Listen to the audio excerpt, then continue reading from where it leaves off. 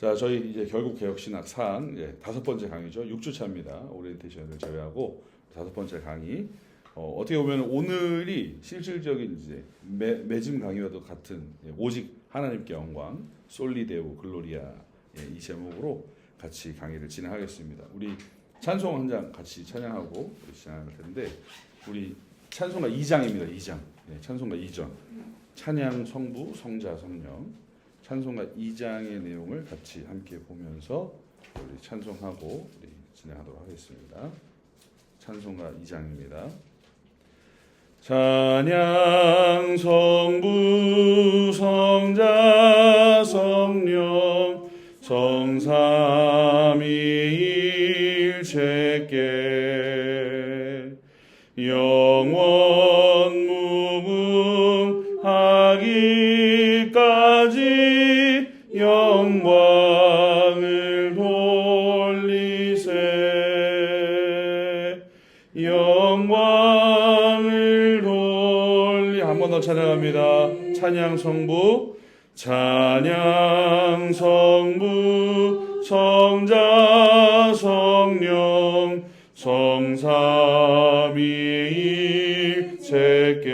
성삼위일체께 영원 무궁하기까지 영광을 돌리세 영광을 돌리세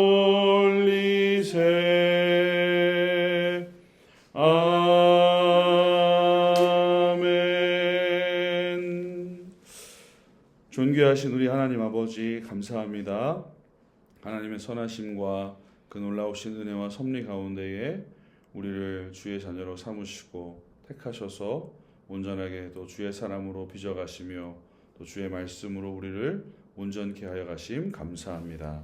우리가 특별히 바른 신학, 바른 신앙을 우리가 갖길 소원하며 개혁주의 신앙, 그 개혁 신학 안에서 우리가 온전히 말씀을 통하여 또 교리를 통하여 우리의 신앙을 점검하고 또 정돈하는 이 시간 가운데 하나님께서 은혜를 더하여 주셔서 정말로 우리가 바라는 바, 소원하는 바 하나님 앞에서의 바른 성도로서 세워져 갈 수 있는 귀한 믿음의 시간이 되도록 이 시간 우리를 인도하여 주시고 은혜 베풀어 주시옵소서. 함께 하실 하나님을 찬양하며 살아계신 우리 구주 예수님의 이름으로 기도하옵나이다. 아멘. 네, 지난주에 이렇게 온라인으로 또 잘 들어주셔서 감사하고 제가 지난주에 되게 이렇게 혼자서 이렇게 강의를 하는 것처럼 안 보이려고 막 옆에 있는 사람들 막 이렇게 보는 척을 했는데 그러다가 청년 한 명이 왔어요. 목사님 뭐 하세요? 목사님 뭐 하세요? 그래갖고 여러분 모르시겠지만 그 영상이 50 몇 분 정도 되는데 중간에 한번 제가 잘랐다가 끊어서 붙인 거예요. 잠깐의 포즈가 있었어요. 정말로 제가 정말 잘 그런 거 못하는데 그래서 청년이 한 명 와서 목사님 뭐 하세요? 그러니까 이랬는데 아무렇지도 않게 이렇게 들어오더라고요. 그래서 들어와서 앉아 이러려고 했는데 그냥 강의 중이라니까 나가더라고요. 자, 그래서 지난주에 강의하면서 제가 너무 막 앞에 안 계시니까 이 차이가 나더라고요. 그리고 제가 막 이렇게 정리하고 준비했던 내용을 온전히 잘 못 나간 것 같아서 좀 아쉽기도 한데 또 이렇게 문자로 주신 피드백들을 보면 잘 들으시고 이해하신 것 같다. 그리고 명확하게 이렇게 하신 분이 있었어요. 무슨 말인지 알겠는데 내가 설명 못하겠다. 그런 얘기를 하시더라고요. 그래서 정확하다. 잘 들으셨다. 제가 그렇게 얘기를 했습니다.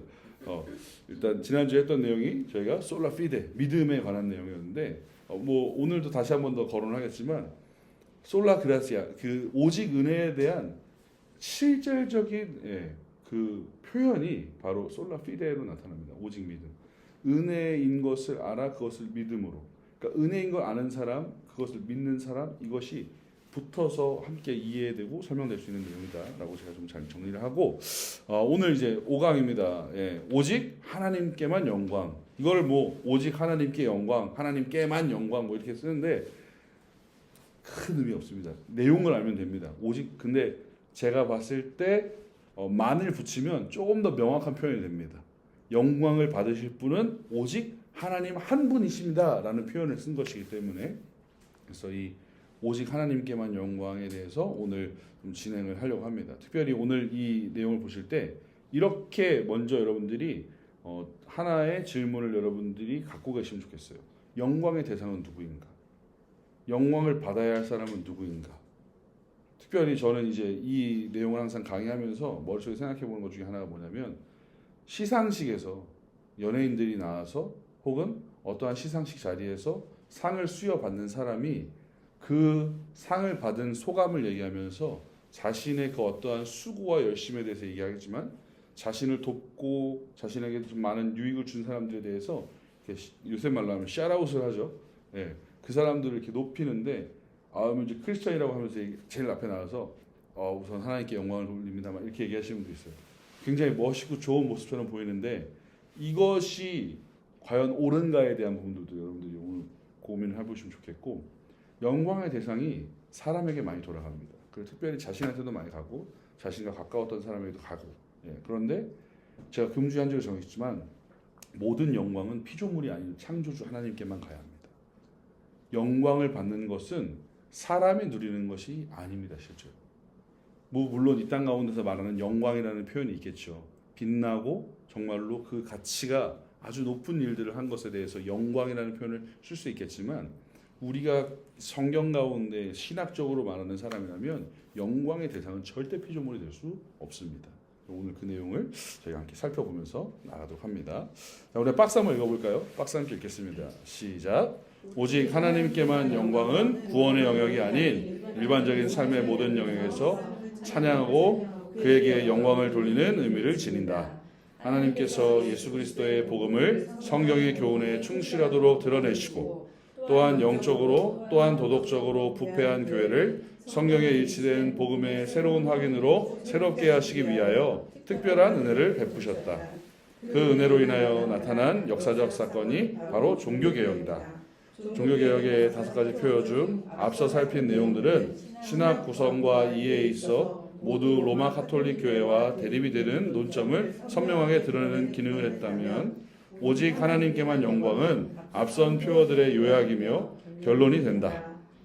주권과 그리스도의 영광을 높이며 인간의 낮음과 비참함을 강조한 신학적 요소를 다시 한번 확인하며 결론 맺는 것이 이 표어의 특징이 된다. 네, 저희가 앞서서 봤던 오직 성경, 오직 그리스도, 그리고 오직 은혜, 오직 믿음은 실질적으로 우리가 봤을 때 이 내용을 신학적으로 어떠한 문제를 공격하고 그 문제가 잘못된 것을 고치기 위한 것으로 명확하게 드러나는 그 제시어였다면, 이 솔리데오 글로리아는 솔직한 얘기로 말씀드리면 그 공격의 대상이 됐던 로마 카톨릭들도 이야기하는 내용 중에 하나입니다. 하나님께 영광이 가야 한다. 그런데 여기서는 이제 많이 안 드러나는 느낌이 있죠. 꽤 많이 안 드러나는. 그냥 하나님께 영광. 그리고 오직이 빠진 느낌도 있다는 거죠. 그래서 이 부분에 대해서도 이제 저희가 얘기를 하겠지만, 이 앞선 내용들 우리가 볼 때에 종교개혁을 시점으로 해서 우리가 개혁신학이 대두된 것이거든요.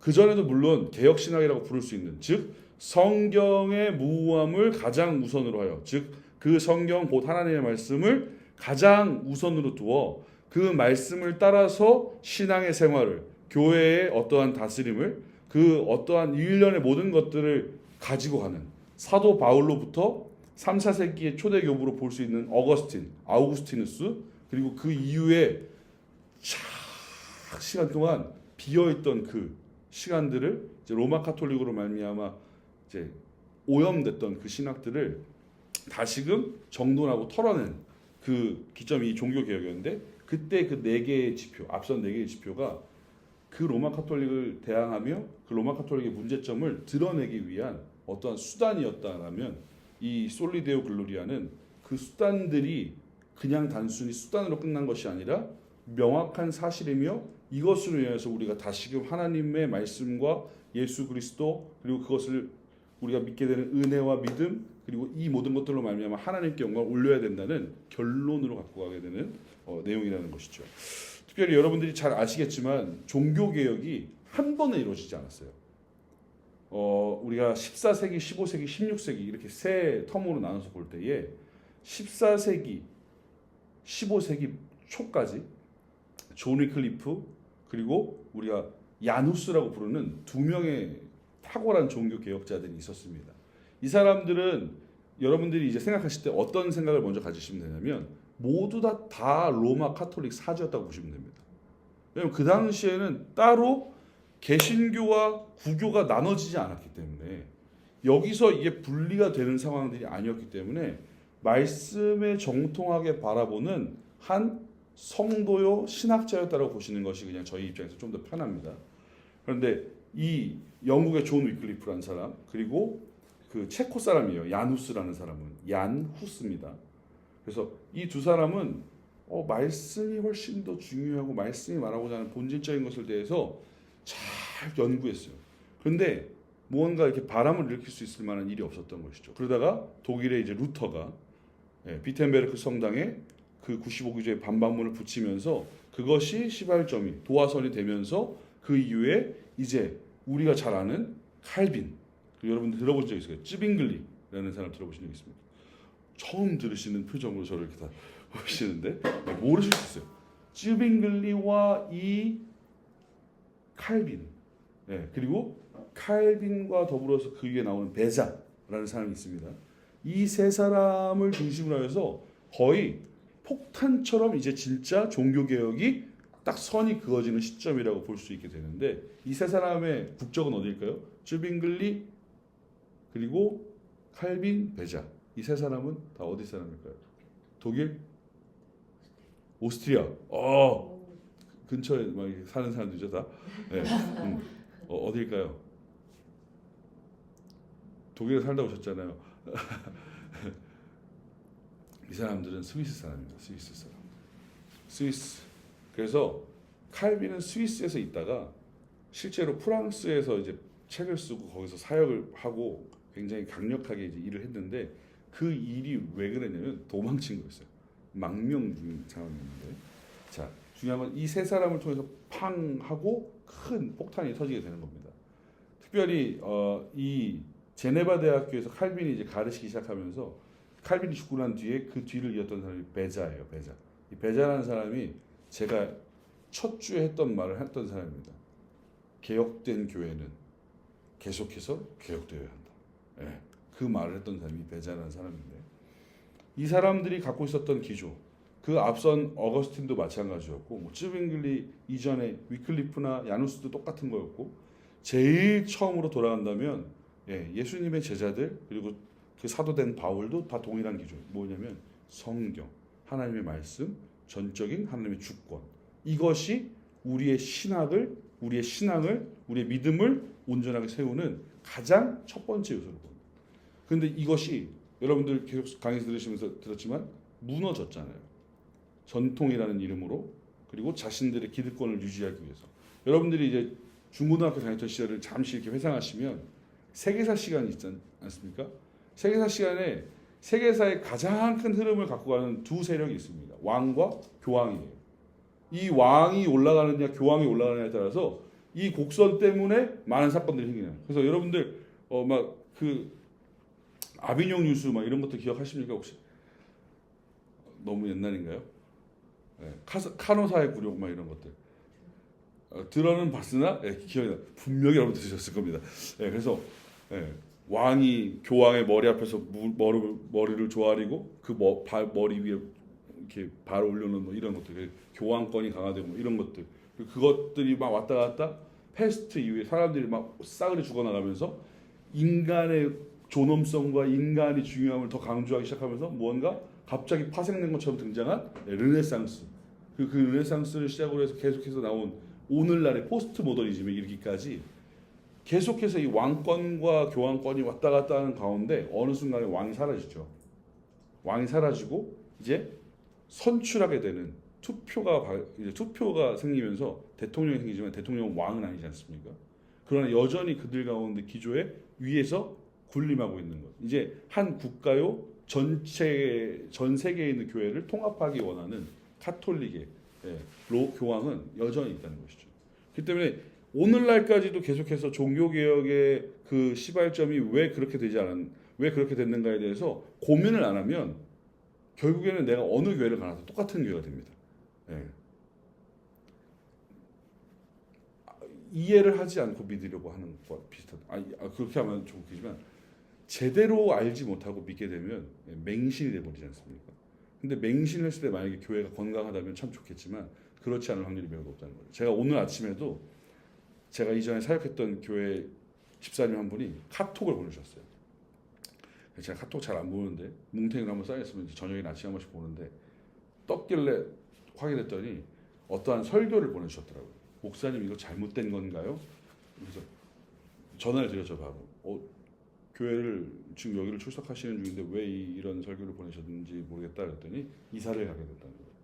근데 교회가 이제 집 근처에 있는 데가 있고 걸어서 도보로 갈 수 있는 곳에 몇 번 갔는데 나는 여기가 좋은데 설교가 왠지 이상하다. 그래서 보내주신 거예요. 아니나 다를까 아니었어요. 가면 안 되는 교회였어요. 그러니까 가지 않기를 바라는. 그래서 조금 더 작고 규모가 없지만 이 교회를 가십시오라고 제가 말씀을 드렸는데 모르면 그게 맞는 줄 알고 사는데 맞는 줄 알고 살다가 잘못된 길이면 어떻게 합니까? 이런 거죠. 중세 때 그 수많은 사람들이 돈통에다가 돈을 넣으면 연보를 넣으면 내가 구원받는다고 믿고 살고 있었는데 이것이 잘못된 것을 나중에 알았을 때 이 사람들의 내가 되고 내 가족이 될 수 있다는 문제죠. 제가 왜 이런 얘기를 지금 우리 여러분들 신앙생활 하시는 분들한테 이런 얘기를 하냐면 교회에서 예수 그리스도만으로 구원받는다고 얘기하지 않는 세상인 거예요. 지금 우리 교단에 13,000교회 있다고 얘기하잖아요. 우리 교단 아닌 교단 같은 교회도 많아요. 전혀 상관없는 교회도 있고 그렇기 때문에 바르게 알아야 저희가 이 내용들을 토대로 진짜로 바른 신학으로 하나님께 영광이 되는 그런 삶을 살게 되는 것이라 말씀을 드리면서 좀 시작을 해보려고 합니다. 그 종교개혁의 신학, 이 종교개혁의 신학은 결국에 제가 정리한 건 이겁니다. 인간 중심에서 다시 하나님 중심으로 돌리는 것이다.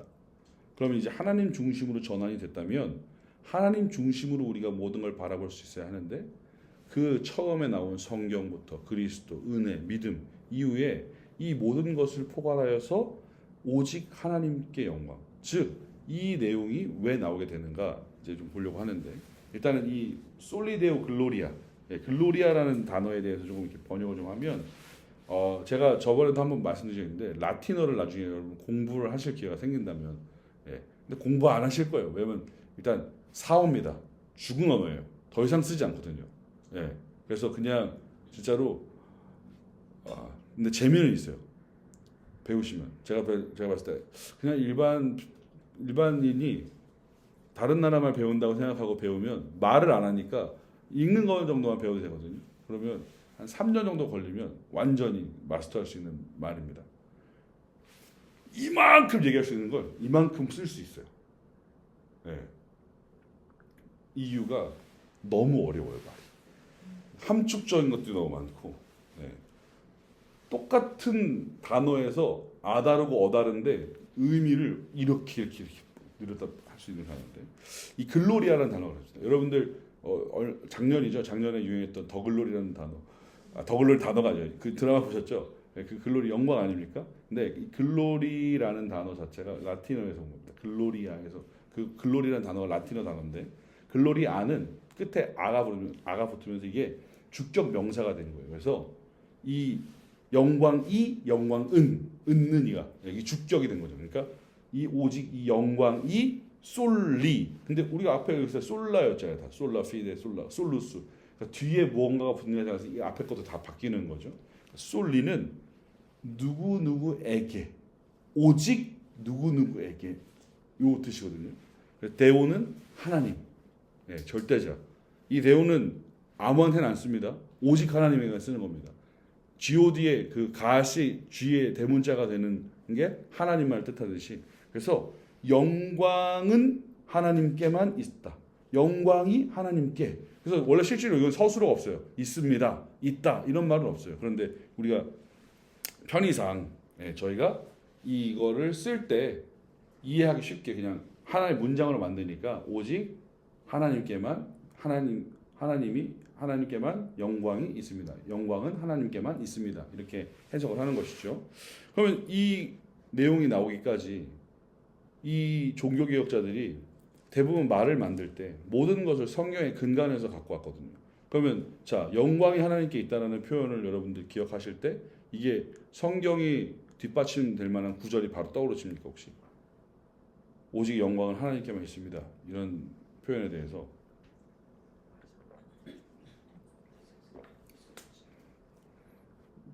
맞추시면 상품 드릴게요. 다음 주에 제가. 진짜 주요한 건 두 구절이 있어요. 딱 두 구절이 명확하게 보여주는 구절이 있긴 있어요. 맺은 말로 들어갔었는데. 맺은 말로. 네. 그렇게 하면 제가 안 넘어갑니다. 힌트. 힌트요. 힌트 드리면 다 드리는 거라.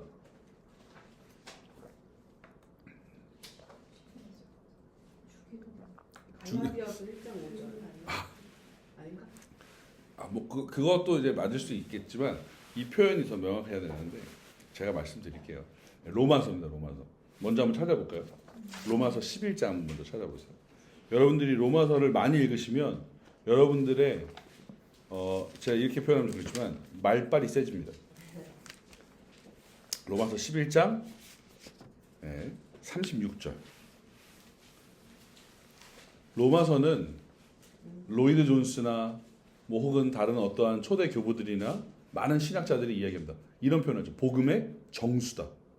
정말 마스터피스다. 걸작이다. 36절이요. 그래서 이 36절과 우리 한 절을 더 볼 텐데 먼저 36절 한번 볼까요?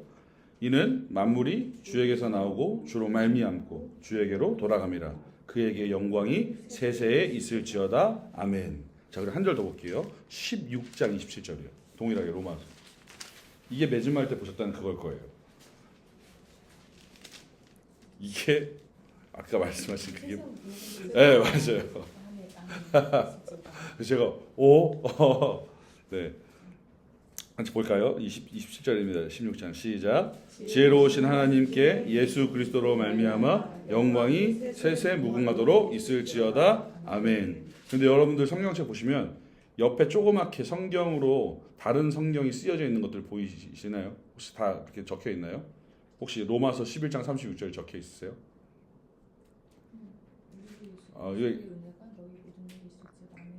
아멘 다음에 옆에. 여러분 제가 여기 있으시네요. 없어요.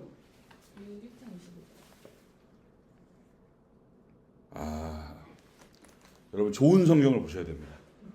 제가 진짜 이거 여기서 잠깐 이거 진짜 오프 더 레코드 이거 진짜 끄고 싶은데 성경책을 만드는 데가 모두 다 좋은 성경책을 만드는 곳이 아닙니다. 그러니까 찍어내는 본문은 같아요. 그런데 성경 안에 담는 내용을 다르게 담는 게 굉장히 중요하거든요.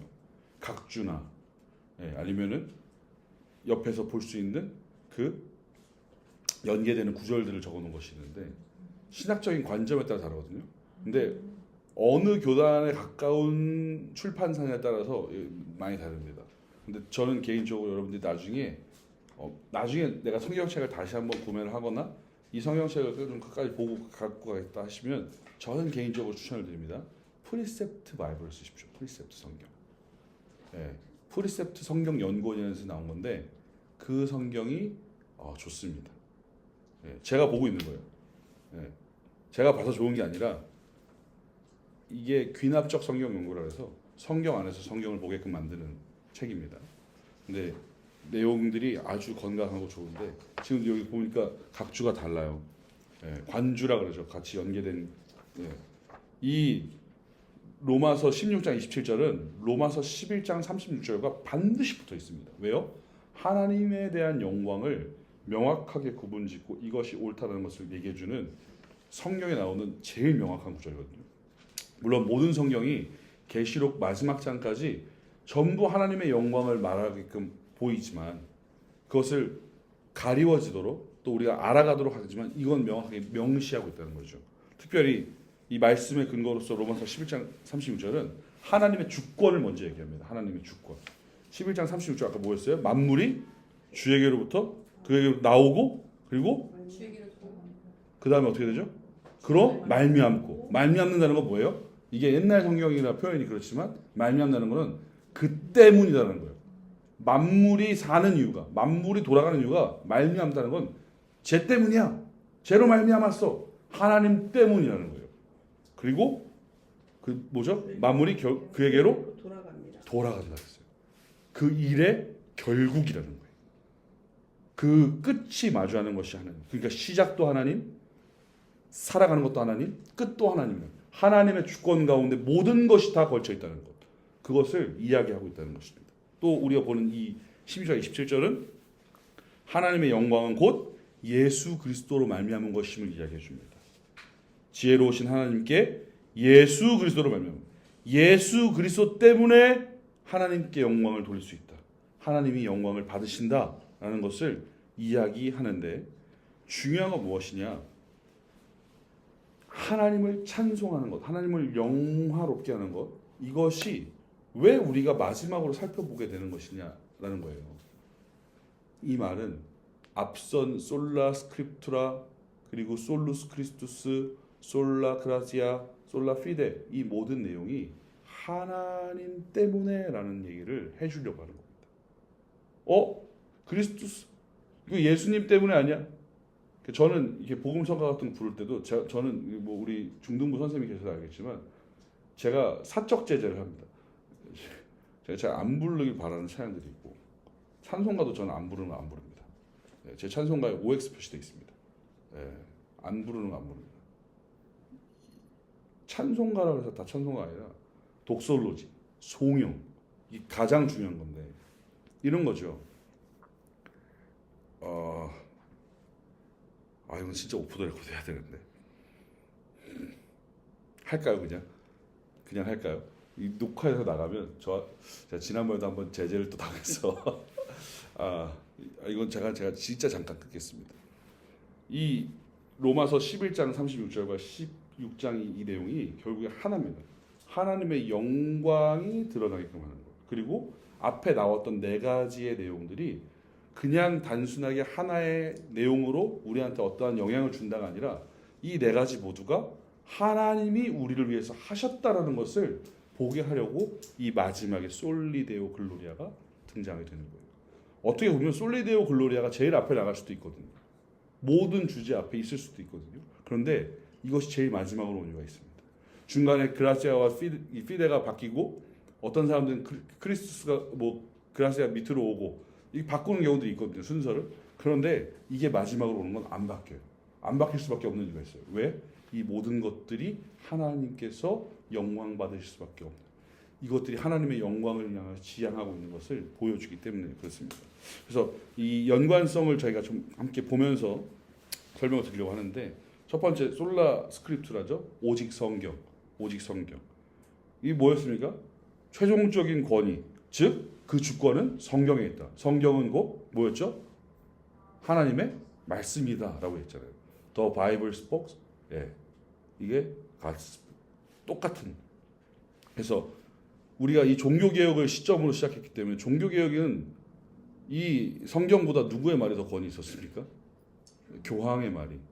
그리고 교황과 더불어서 사제라고 표현은 좀 그렇지만 정확하게 말하면 주교입니다.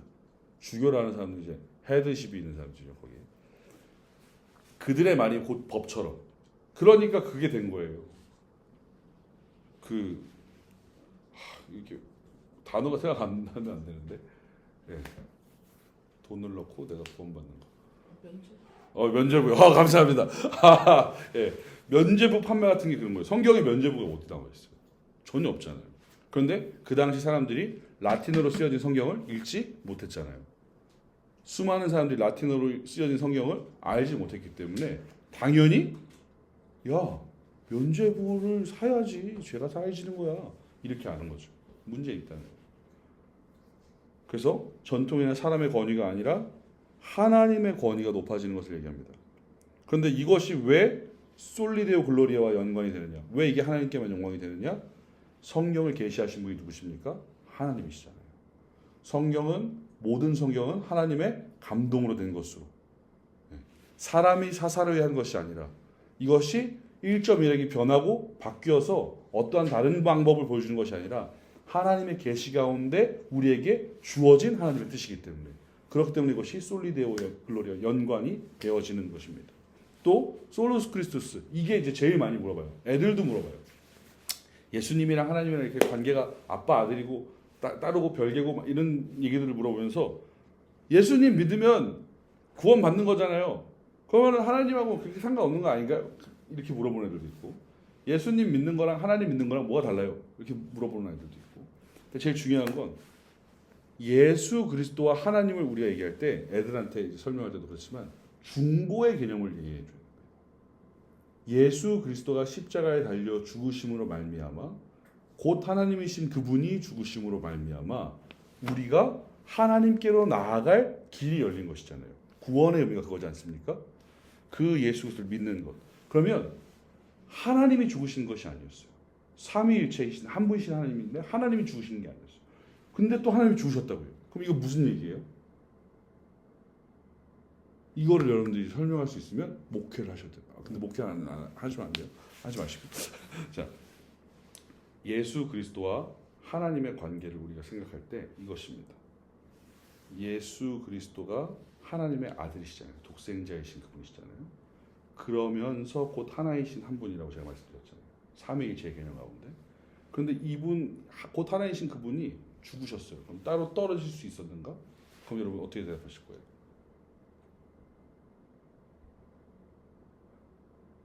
따로 떨어질 수 있는가?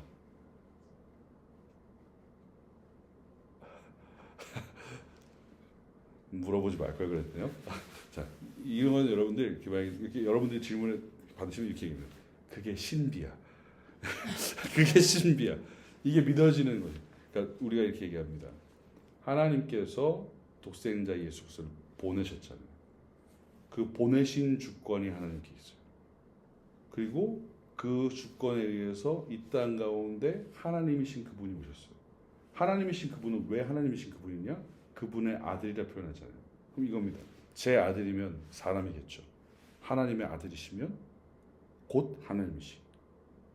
이해되세요? 여기까지 이해되세요? 어려워요. 어려운 거 맞아요.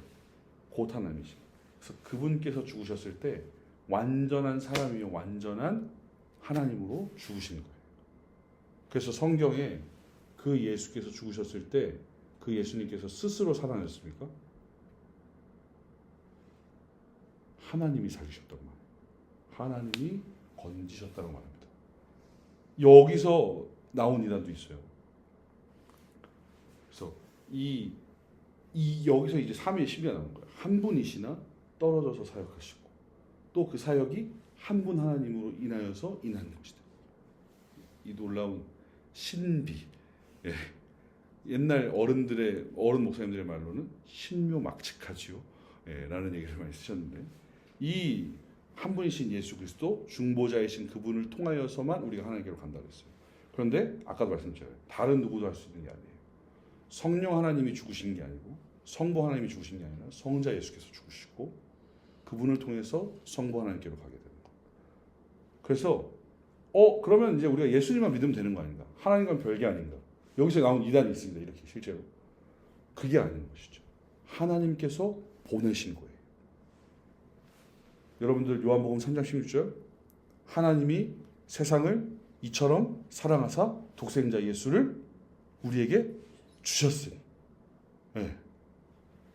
그분께서 보내주셔서 우리가 그분의 죽음이 우리의 나음을 입게 하는 것이에요. 이 내용 그렇기 때문에 이 크리스투스의 죽음이 오직 그 그리스도가 보게 하는 것은 결국에 하나님이라는 것이죠. 하나님이 보내시지 않았으면 그분은 오시지 않았습니다. 예수 그리스도께서 곧 말씀이신 그분께서는 우리에게 오실 필요가 없었어요. 그냥 창세전부터 삼위일체 하나님으로 함께 계신 그분은 그분대로 그냥 계셨으면 됐어요.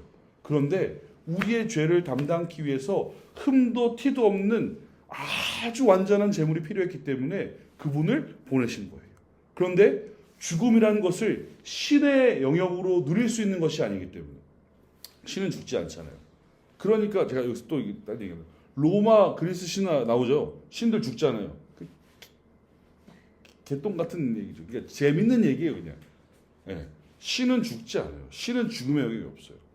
그 올림푸스의 신전은 죽은 그러니까 이미 신이 된 사람들이 가는 건데 죽어서도 신이 되거든요. 말이 안 되는 거죠. 귀신이에요, 귀신. 예.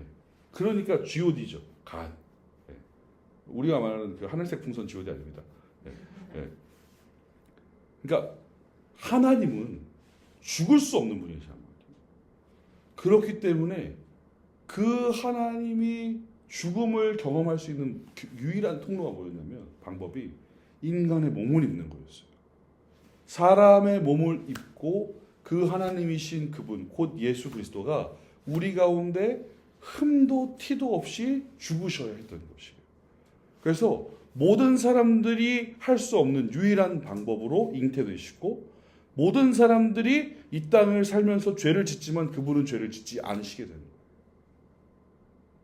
이게 구원론이거든요. 지금 굉장히 두꺼운 책을 요만하게 얘기한 거라 예. 근데 다 이해하신 표정이라 감사합니다. 예. 그래서 그 예수 그리스도께서 죽으셔서 그 죽으심으로 말미암아 우리가 살게 된 건데 그 죽으심을 갖게 한 모든 동기가 하나님입니다.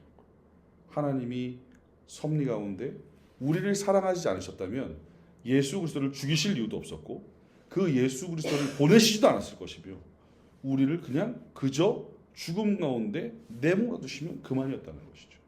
즉 예수 그리스도 그 그리스도를 믿게 하는 것, 그 그리스도를 보내신 것 자체가 하나님께서 영광 받으실 만한 일이다라는 것을 이야기하는 겁니다. 이해되세요? 감사합니다. 자, 그리고 세 번째 솔라 그라티아인데 이 그라티아가 얘기하는 거죠. 죄인의 구원은 전적으로 하나님의 은혜다. 인간의 공로가 안 들어간다는 거잖아요. 인간의 공로가 안 들어가는 인간이 어떻게 해서 비빌 수 있는 게 아니다. 모든 사람이 범죄하였음에 하나님의 영광에 이르지 못하였다. 우리가 우리 안에 선한 것이 있다 없다? 없다. 우리 착한 일 하는데요? 예, 그런 말로 할 수 있는 보여지는 어떠한 사람의 개념의 선이 아니라고 제가 처음에 그때 말씀을 드렸습니다. 그래서 여러분들 그때 기억나세요? 어거스틴과 다른 한편에 있던 사람.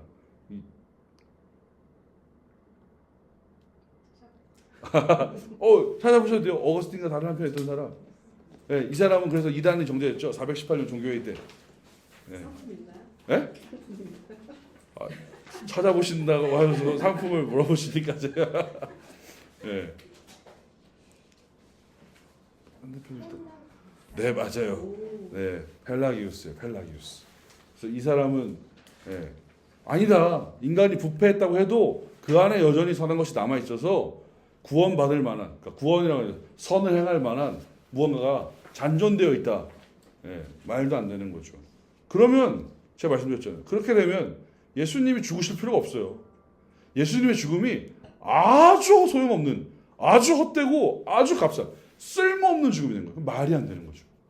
하나님이신 그분이 사람의 몸을 입고 죽어야만 했는데 그 이유가 명확한데 그렇게 얘기할 수 없다는 거죠. 그러니까 성경과 아예 반하는 얘기를 하는 겁니다. 그래서 인간의 어떠한 행위나 공로가 그 구원으로 다스릴 수 없다는 것을 말한 것이 이 솔라 그라티아. 은혜만이 우리를 구원한다는 걸 얘기한 거죠. 그런데 제가 지난번에도 말했지만 카톨릭은 행위 구원을 얘기하지 않습니까? 그래서 카톨릭 제가 이번에 공부를 좀 해왔어요. 카톨릭을 좀 설명드리려고 제가 카톨릭 공로론이라는 게 있더라고요. 그래서 그 공로론이 우리가 말하는 은혜와 가장 다하는 부분이 거기 뭐라고 되냐면 재량 공로라는 게 있다는데 자격 없는 자도 은혜를 받는다는 거예요. 우리랑 비슷한 것 같아요. 자격 없어도 은혜를 받는다. 맞죠. 자격 없는 난데 은혜 받았으니까. 그런데 그 다음에 너무 중요하더라고요.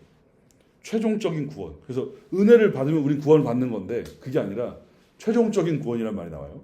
최종적인 구원은 그 은혜를 잘 사용한 사람의 공로에 따라 받는다. 이게 적정 공로라는 표현이 되어 있더라고요. 그러니까 값없이 은혜를 받는 건 맞다는 거예요. 그런데 그 은혜를 잘 사용한 사람이 그 공로로 말미암아 구원을 받는데 구원도 바로 받지 않아요. 그 다음에 또 있어요. 연옥의 정화 과정을 걸쳐서 결정된다. 그러니까 그걸 했다고 해서 공로로 구원을 받는 게 아니라 연옥의 정화 과정. 그러니까 즉 이거예요. 그들이 얘기하는 림보라는 게 있지 않습니까? 연옥과 림보와 낙원, 천국이 있는데 걸쳐 있다는 거죠. 아직 완전하게 그러니까 죽은 사람을 위해서 또 우리가 헌금하는 이유가 그겁니다. 내 도움과 내 어떠함으로 인하여서 이 사람도 올릴 수 있고 나도 그걸 선행으로 행하기 때문에 믿지 않고 죽은 사람을 위해서 연보하는 것, 그 사람을 위해서 뭔가 하는 거 굉장히 큰 공로겠죠. 그러면 그 사람의 영혼을 구원할 수도 있는 일이고 지옥에 있는 연옥에 있는 그 사람을 위로 올리는 일이 되니까 얼마나 놀라워요. 그러니까 제가 그 영화 중에서 막 그런 거 있잖아요. 콘스탄틴이라는 영화 아실 거예요. 키아누 리브스가 나오는 그 퇴마하는 영화 보신 적 있어요?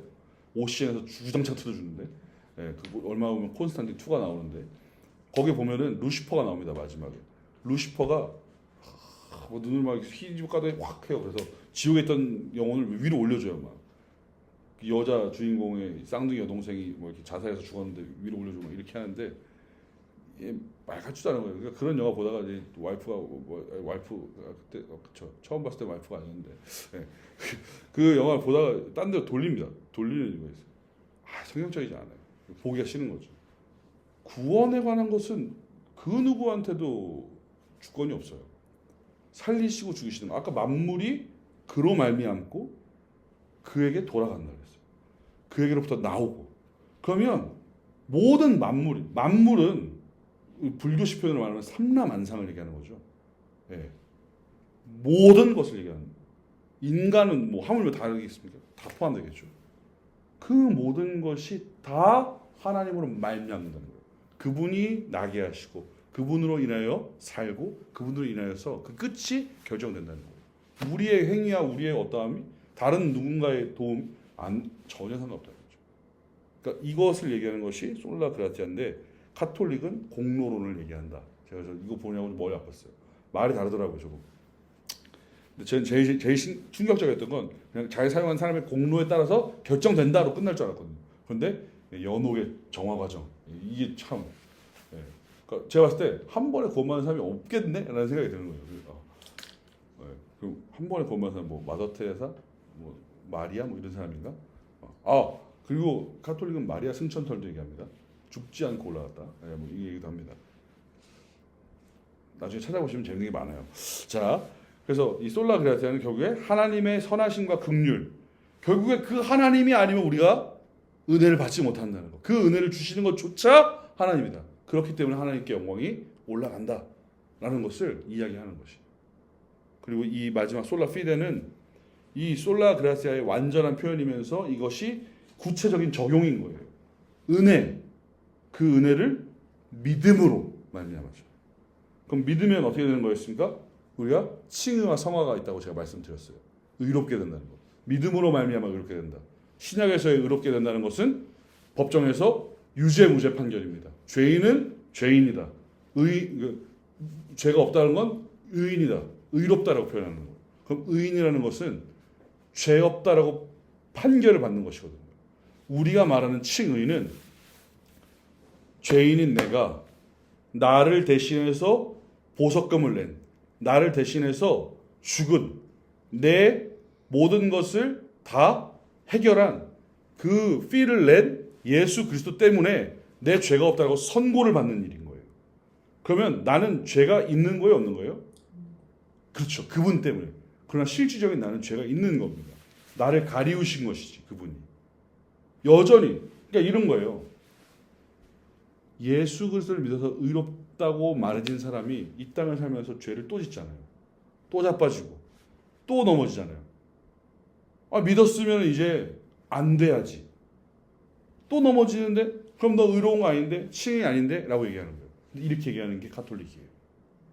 그래서 카톨릭이 말하는 이것도 제가 찾아본 건데 카톨릭이 말하는 의인에게 칭의 이 개념은 뭐냐면 완전히 이 땅 가운데에서 삶이 의롭게 변한 실제를 얘기하는 거예요. 그러니까 성자를 얘기하는 거죠.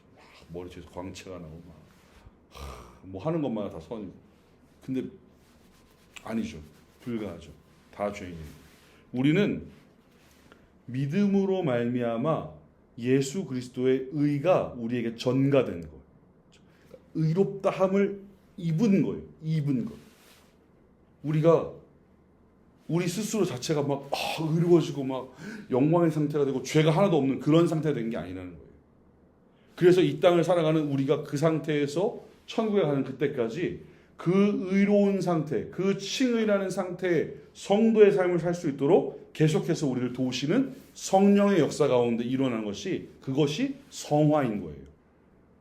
고난 중에 죄악 가운데 범죄함에 넘어질 수 있는 모든 상황 가운데 우리를 지키시고 다시금 견디게 하시고 말씀으로 견인하시는 그 과정들을 보는 게 성화라는 겁니다.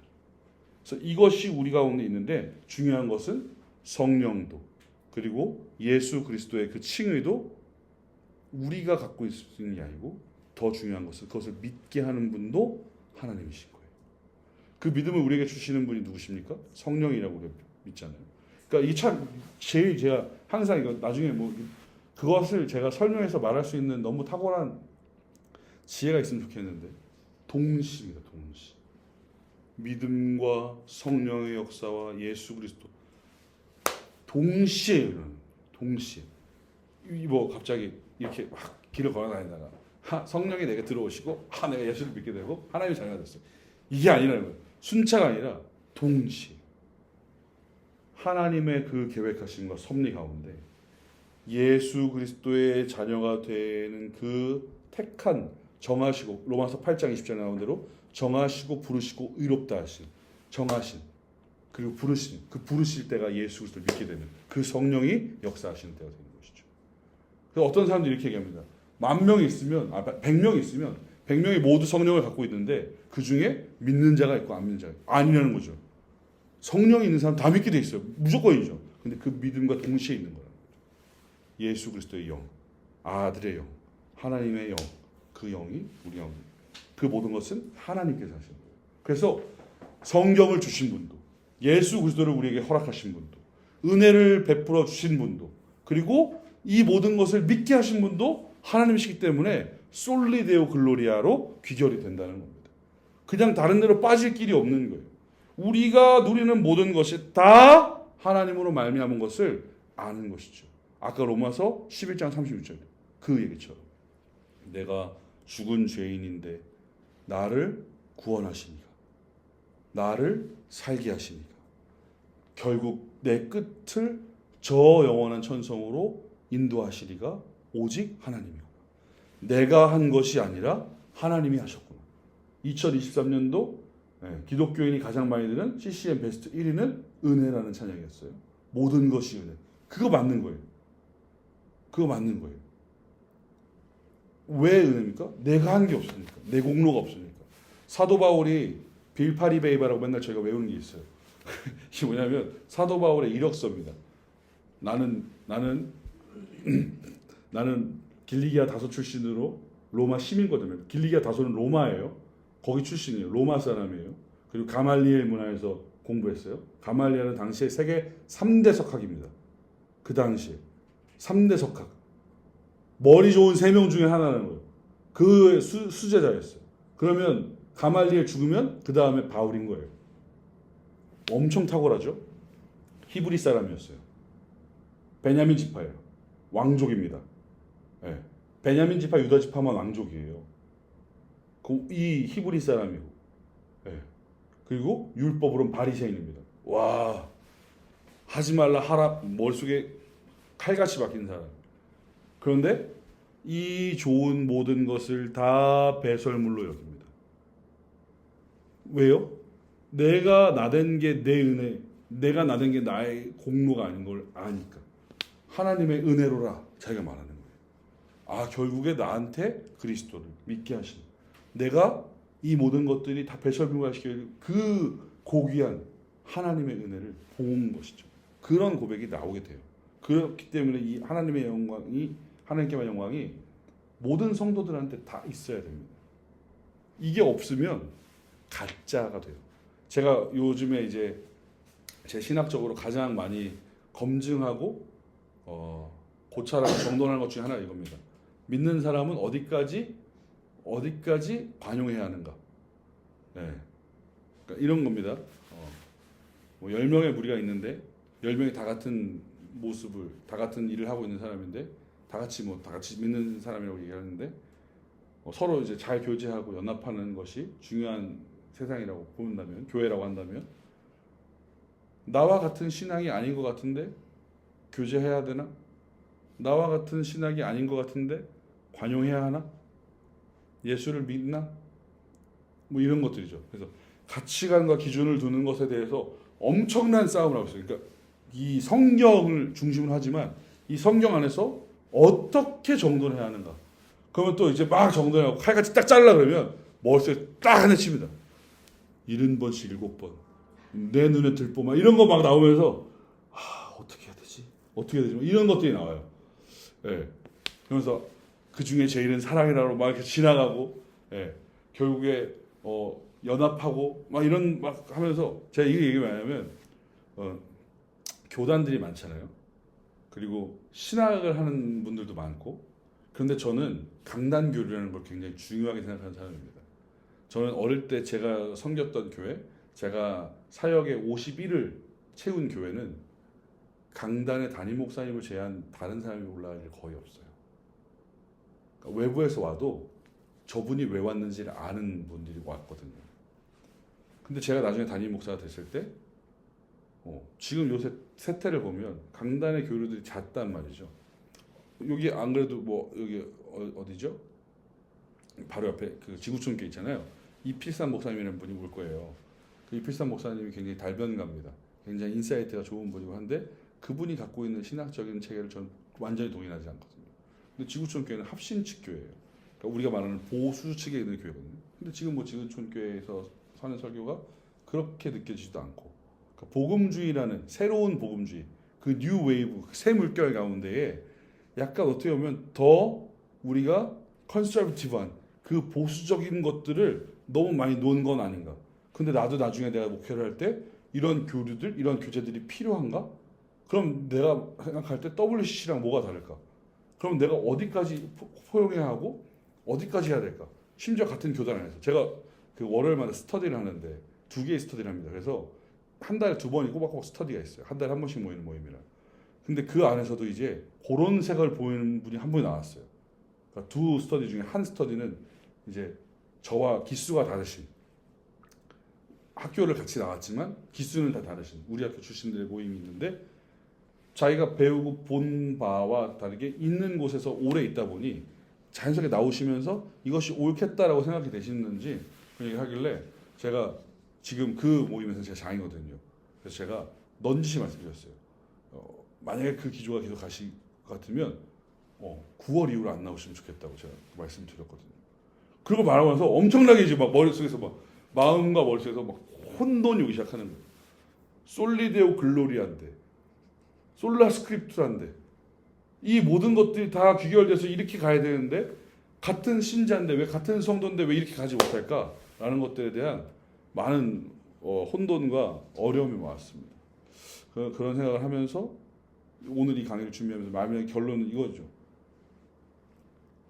진짜 성도면, 진짜 신자면 바뀌어야 되고 그렇게 해야 되겠다. 근데 그 기준을 어디다 둬야 되는가? 성경인 거죠.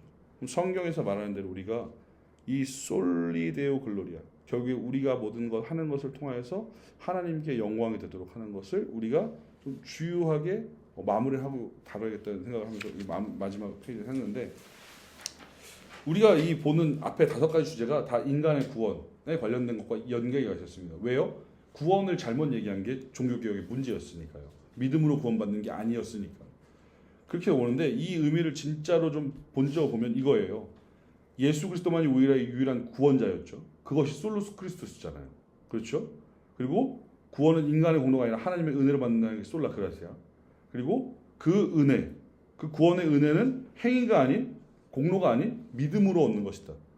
믿음으로 우리가 받는 것이다. 그것이 솔라 피데였단 말이에요. 그 모든 것을 말하고 있는 것이 솔라 스크립트라, 성경이 말하고 있다는 것이죠.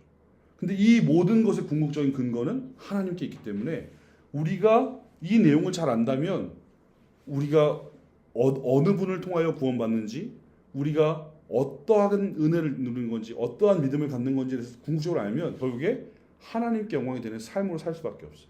그래서 저는 종교개혁자 이후에 그 1600년대 중반을 지나면서 5년 8개월 12일이라는 시간 동안 웨스트민스터 소요리 문답, 그 웨스트민스터 신앙 고백을 만들기 위해서 그 사람들이 그 5년이 넘는 그 6년 가까운 시간을 그렇게 고생했다는 이유를 지금은 조금 너무 감사하게 생각합니다.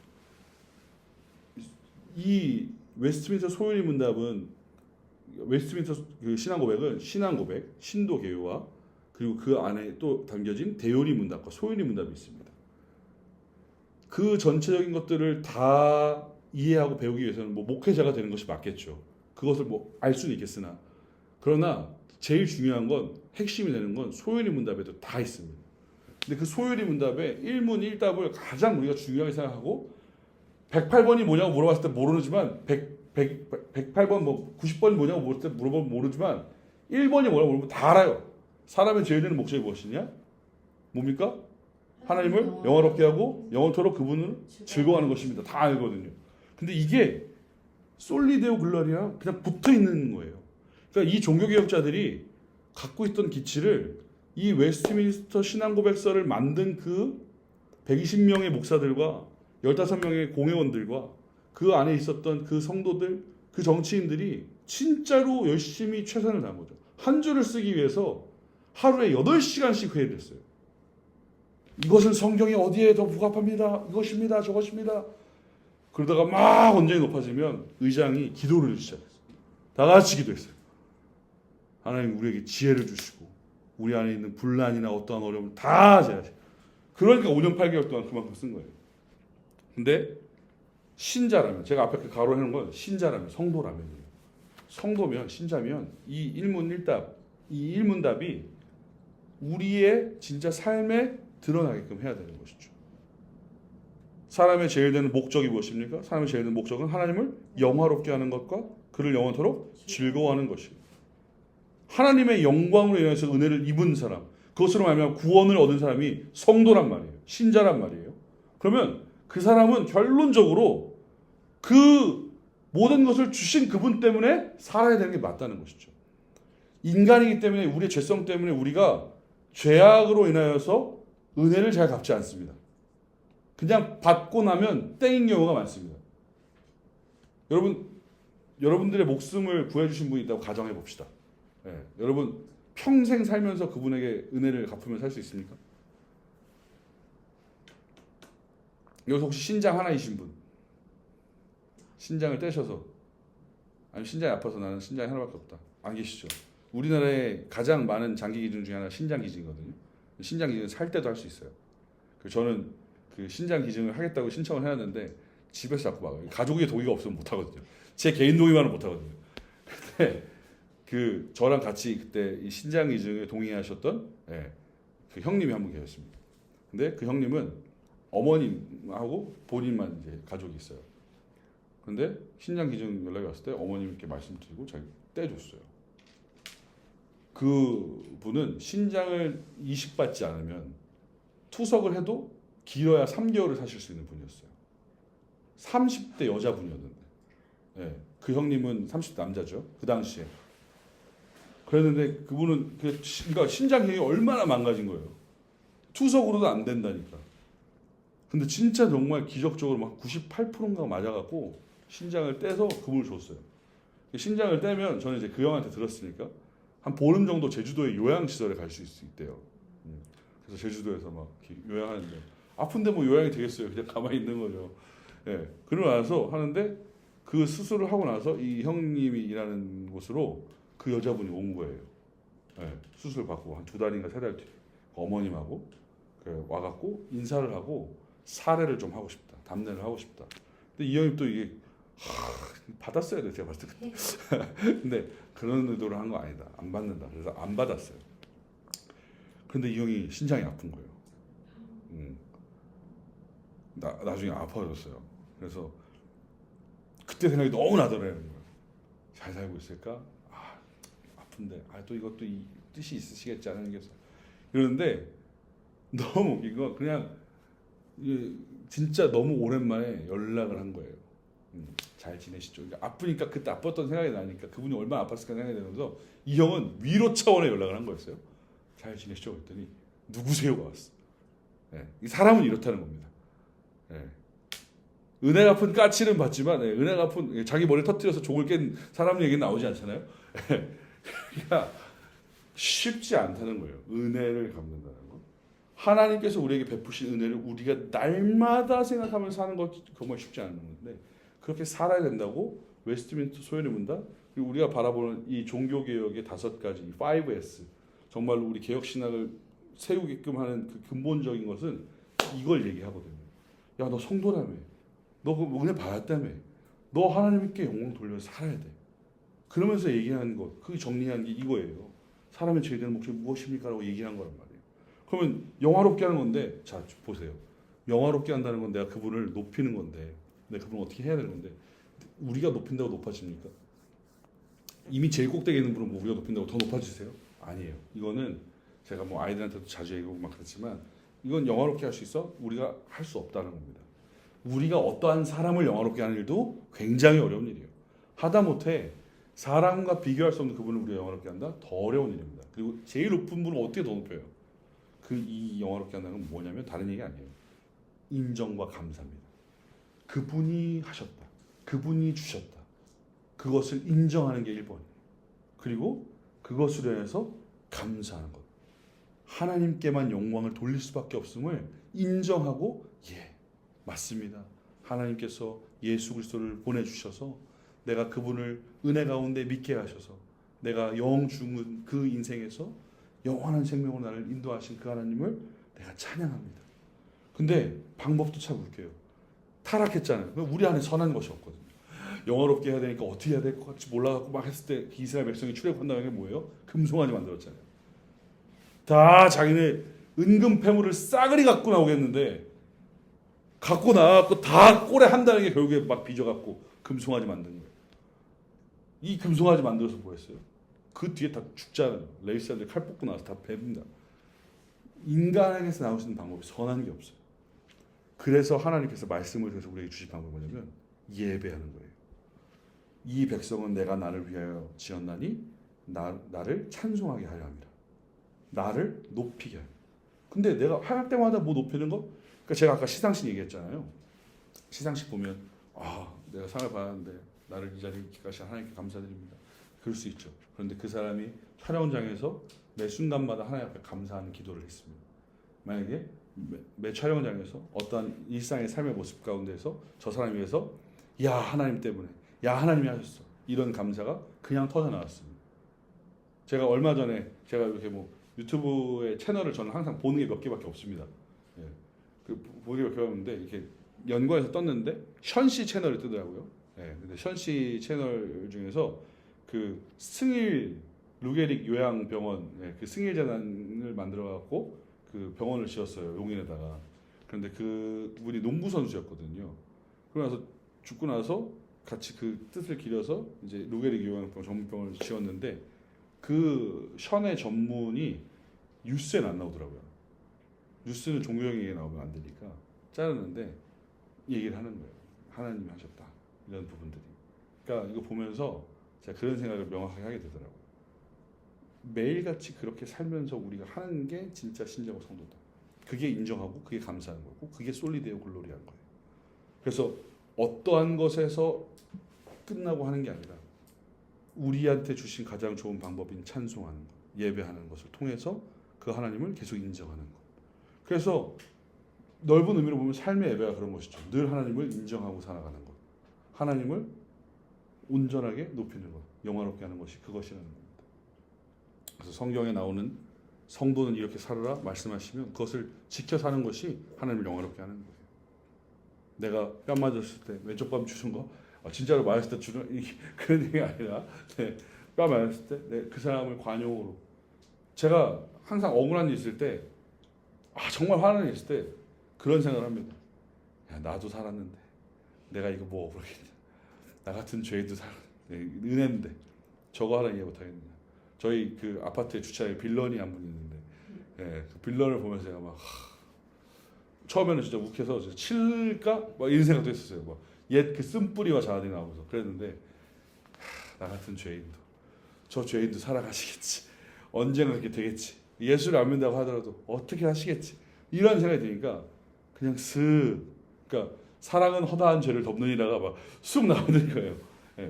그러면서 그분은 모르겠지만 저는 그러면서 생각합니다. 하나님 감사합니다. 제가 이 상황에서 더 죄짓지 않도록 내가 그래도 이 상황에서 말씀이 기억나서 말씀으로 내가 이 상황을 다시금 정돈할 수 있도록 은혜 주신 거 감사합니다.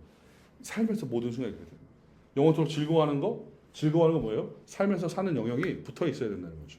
그냥 내가 교회 나올 때만 영화롭게 하는 게 아니라 내가 사회, 정치, 경제, 문화 어떤 일련의 모든 대화 속에서도 하나님의 영화롭게 하는 게 드러나야 돼요. 그래서 이게 잘 안 되잖아요. 집에 가면 하나님의 영화롭게 하는 게 집에서 제일 안 되거든요. 야! 제가 저희 아들한테도 참 미안합니다. 요새 저희 아들이 말을 참 안 듣기 시작한 이 미운 4살의 시기가 이제 온 것 같아요. 개월수로 지니까 딱 그게 맞는 것 같아요. 정말 좁힐까 봐 이런 생각이 들기도 하는데 이런 나도 사랑하셨는데 나도 이런 아이를 사랑해야지. 그래서 삶의 영역 가운데도 이겨가는 거죠. 특별히 오늘날 우리나라의 이제 정세들을 보면 저는 정치나 사회적인 부분에 있어서도 우리가 성도로서 이 부분들을 굉장히 고민을 많이 해야 된다고 저는 생각합니다. 지금의 정치들은 다 자기가 옳아요. 내 소견이 맞는 거니까. 근데 소견 가운데 하나님이 드러나지 않는 것이죠. 저는 트럼프가 지금 미친 관세를 막 때리고 정신없는 일을 했어도 저는 그 사람이 처음에 한 일 때문에 하나님이 한 번은 봐주실 것 같다는 생각이 듭니다. 그거 쉽지 않은 일이었거든요. 미국에서. 그 다문화 국가에서. 그리고 그 미국의 지금 대통령 밑에 있는 부통령 아시죠? 그 부통령이 젊은 남자인데 그 사람이 약간 더 신앙이 있어요. 신앙적인 색깔이 좀 더 명확한 사람인데 저는 그런 기조가 있는 사람들이 우리나라에도 있어야 된다고 생각해요. 그래갖고 맨날 뭐 기독자유당 뭐 이런 거 말고요. 막 뛰들어오고 나오는 그런 거 말고요. 막 환장하겠어요. 막 극우 국자 막 그 짜증나요. 진짜 막 그런 거 보면 화가 나는데 삶의 영역 속에서 진짜로 그들 심령 가운데 그들의 삶의 스탠스 가운데 솔리데오 글로리아가 있으면 그렇게 정치하려고 할까? 안 그럴 것 같다는 거죠. 제가 예전에 제가 국회에 몇 번 갈 일이 있어서 제가 개인적으로 태영호 의원하고 조금 이렇게 닿을 수 있는 일들이 있어갖고 이북에서 오신 분, 그 의원님을 만나러 몇 번씩 갔는데 의원실 가운데 다 이제 300여 명이 있잖아요. 들어가서 본대요. 네, 제가 성함을 기억 못하는데 기도를 하시는 분이 계셨던 거예요. 그 국정 회의를 하기 시작 전에 남들이 듣지는 못하게 기도를 하시는 분이 있었어요. 제가 그거 보면서 저런 분들이 많았으면 좋겠다. 그런 분들이 저도 많았으면 좋겠다. 하는데 이제 또 들어가면 또 거기서 이상하게 되는 듯 하더라고요. 안타깝지는 않아요. 아무튼 이런 것들이 다 이제 문화적으로 들어가야 되는데 특별히 이런 것들을 좀 주요하게 보여주는 사람이 하나 있습니다.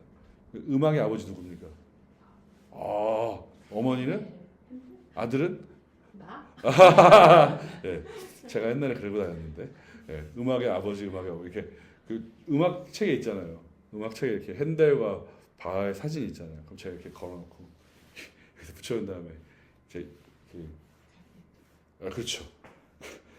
그 출석부에다가 위에다가 붙여놓고 선생님한테 뒤지게 맞고 그랬는데 출석부는 세로로 찍히면 정말 아픕니다. 저는 정말로 학교에서 선생님들 잊지 못하는 학생이었을 텐데 그랬는데 그 바하가 요한 세바스티안 바하가 곡을 쓰면 그 요한 세바스티안 바하는 자기 이름 안 썼어요. 옆에 SDG라고 써놓습니다.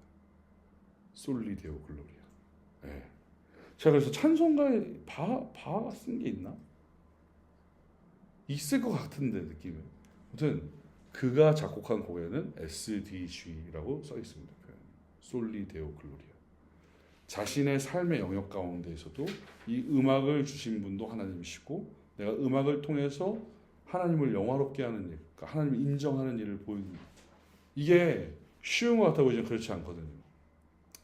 막 이렇게 유명한 작곡가들의 곡 옆에는 막 일부러 그 사본을 악보를 막 챙겨서 훔쳤다가 자기 제자가 자기가 출판해갖고 자기 제자 자기 이름 써놓은 나쁜 놈들도 있는데, 아무튼 이런 일들이 우리 가운데도 있어야 되는 거죠. 그래서 제가 아는 형님 중에 하나는 또 자기가 책만 읽으면 책을 한 권 다 읽으면 제일 대단한 SDG라고 써요. 그래서 제가 한번 낙서해 낙서 그거 열심히 읽은 다음에 써야지. 맨날 이제 장난을 치는데 모든 영역에서 먹는 것도. 그래서 우리가 고린도전서 10장에 보면 나오잖아요. 먹든지 마시든지 다 하나님의 영광을 위하여 하라. 먹고 마시는 일이 우리가 삶에 연관된 가장 직접적인 일입니다. 먹지 않고 마시지 않으면 사흘 길어야 물까지 마시지 않으면 더 빨리 죽죠. 그러니까 우리 삶에 연관된 모든 순간이 하나님의 영광을 위해 드려져야 한다는 것이죠.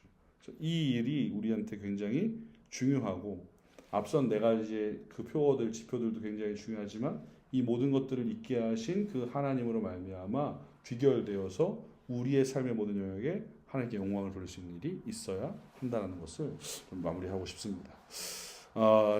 출발점이에요. 실질적으로 하나님께서 영광을 받으시기 위하여 하나님의 뜻을 우리에게 계시해 주신 것입니다.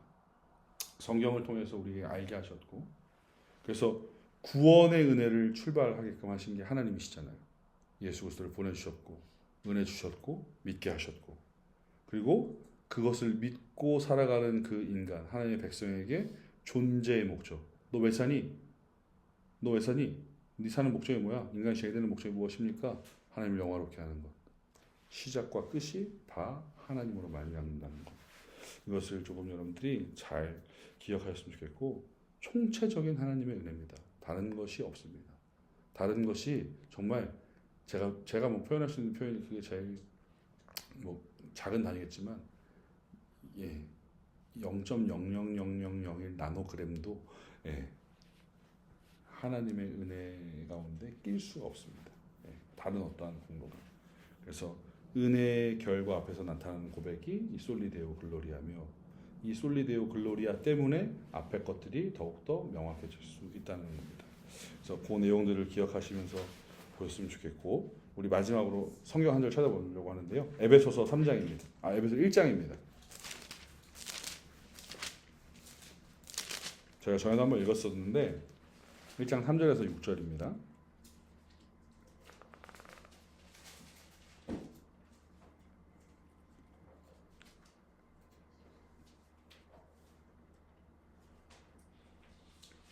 다시 한번 읽겠습니다. 1장 3절에서 6절 시작. 찬송하리로다. 하나님 곧 우리 주 예수 그리스도의 아버지께서 그리스도 안에서 하늘에 속한 모든 신령한 복을 우리에게 주시되, 곧 창세전에 그리스도 안에서 우리를 택하사 우리로 사랑 안에서 그 앞에 거룩하고 흠이 없게 하시려고 그 기쁘신 뜻대로 우리를 예정하사 예수 그리스도로 말미암아 자기의 아들들이 되게 하셨으니, 이는 그가 사랑하는 자 안에서 우리에게 거저 주시는 바 그의 은혜의 영광을 찬송하게 하려는 것이라. 아멘. 3장의 3절의 처음과 6절의 마지막이 같아요. 찬송하리로다. 왜 찬송합니까?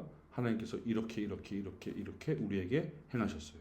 예수 그리스도를 보내주시고 그 은혜로 말미암아 믿음 가운데 구원을 얻게 하셨고, 그 모든 것을 행하신 이유가 무엇이다? 우리로 하여금 어떻게 하기 위해서? 그의 은혜의 영광을 찬송하게 하려는 것이다. 이 사실이 여러분들 가운데 있기를 바랍니다. 정말로 바랍니다. 이게 없으면 가짜 신앙이 되는 것이 될 겁니다. 그래서 제가 여러분들의 삶에 이제 좀 이렇게 저속한 표현이면 관뚜껑 닫으시는 날, 그때까지도 내가 뚜껑을 닫는 것도 하나님의 은혜다. 내가 이렇게 살아온 것이 다 하나님의 은혜다. 그렇기에 하나님께 영광을 올려드린다라는 고백이 여러분 가운데 있기를 간절히 소망합니다. 이것으로 오늘 강의를 마치겠습니다. 수고하셨습니다.